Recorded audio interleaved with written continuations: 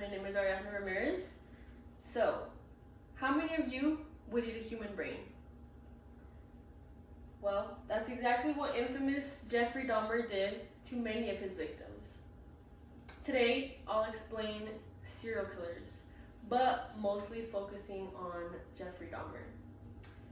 I'll explain his childhood, what led to him to be this way, his active criminal part of life, and the end of his murdering career.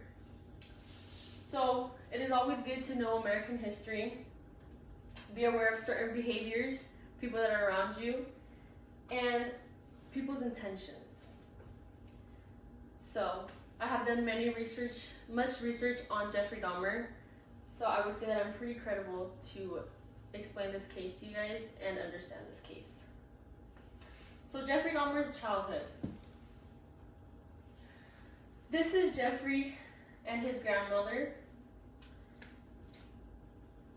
His mother was a hypochondriac who had previously attempted suicide. She was very addicted to drugs, so she was not very a part of his life. As you can see, there's a picture of his family. At the age of 4, Jeffrey Dahmer had a double hernia operation, which his father says that he was never the same after that. It's said that seeing the operation, he started to have an addiction with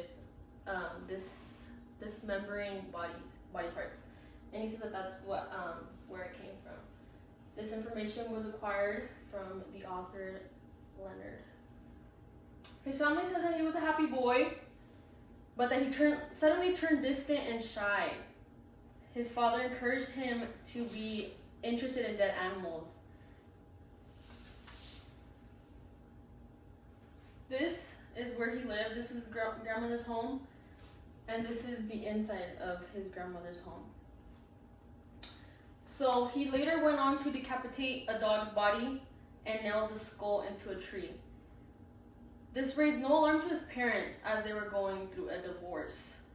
He also had very few friends, so his parents never really paid much attention to him. So he was dismembering cats, animals, and they never really paid much attention, so it didn't alarm them at all. According to Brian Masters, a British author of biography of Dahmer and an expert on serial killers, he explained that the feelings of abandonment, neglect, and loneliness grew inside of the secret outsider, and which he himself acknowledged were crucial in explaining his descent into madness and his murder determination. These were obvious signs, but nothing prepared for anybody for what came next. So from about 1978 to 1991, Dahmer committed his murders. His first murder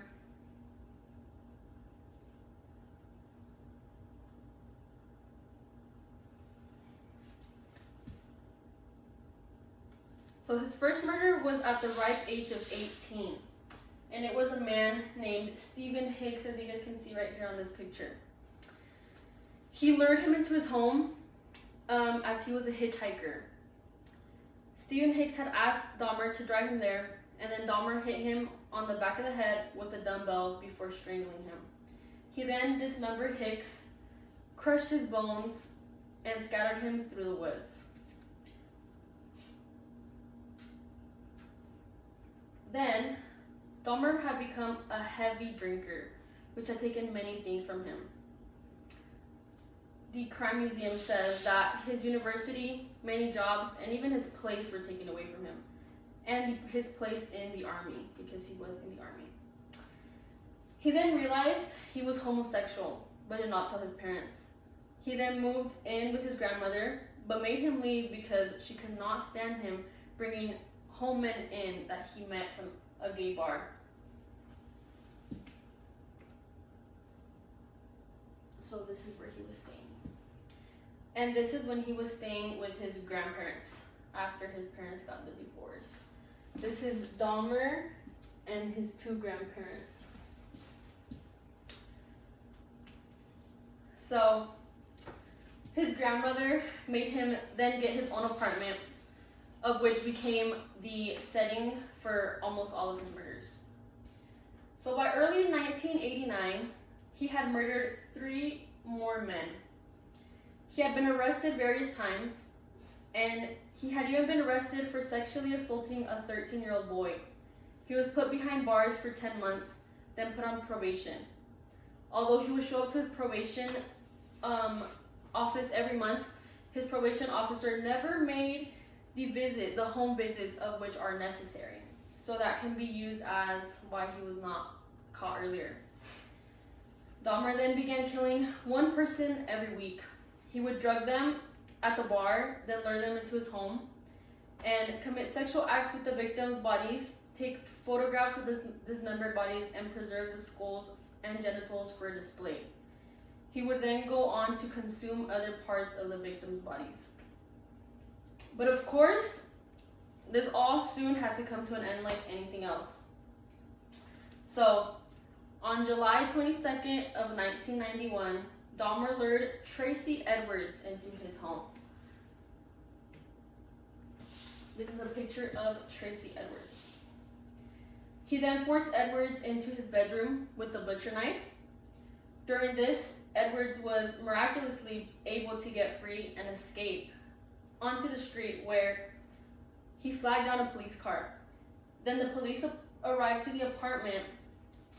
They had little to no suspicion, but they did, however, get an awful smell, of which Dahmer said that his freezer had gone off and his meat in there had rotten, but that he was going to get rid of it, and officers just essentially wanted the key to free Edwards. That's all that they wanted to do there. Dahmer stated that they were in his bedroom. The officer was leaving. As the officer was leaving, he was about to leave, but he spotted Polaroid pictures of dismembered bodies, and this is what led to the arrestment of Dahmer. They then went on to discover a 57-gallon barrel of hydrochloric acid, of which had been used to preserve the bodies they were found there. They also found 3 human heads and another torso in the freezer. According to Murderpedia, this was all found in his apartment, and these are pictures of them carrying them down the stairs. So this is a picture of the freezer that they found in his apartment, and this is the gallon with the hydrochloric acid. So after being taken into custody, Dahmer finally confessed. He pleaded insanity, but after further analysis, he was declared sane and was charged with 15 counts of murder for a total of 957 years of prison. This is his apartment. Apartment 213 was taped shut. This is pictures of his apartment inside, how it looked.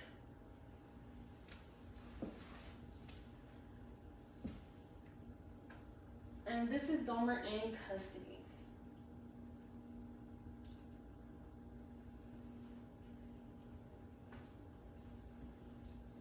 While in prison, he was attacked twice by fellow inmates, and on November 28, 1994, he was attacked for the second and final time. Dahmer was found alive, but died on the way to the hospital due to severe head trauma. And that is how one of the most gruesome killers in American history came to an end. A small Milwaukee boy with trauma committed unexplainable acts and got away for almost a decade, and by the slightest got caught. Dahmer's cannibalism and necrophilia behavior set him apart from the rest. But I hope today you walk away knowing who Jeffrey Dahmer was and the impact he made on society. Hopefully you don't think about eating a brain, but keep that as a core memory when you hear the name Jeffrey Dahmer.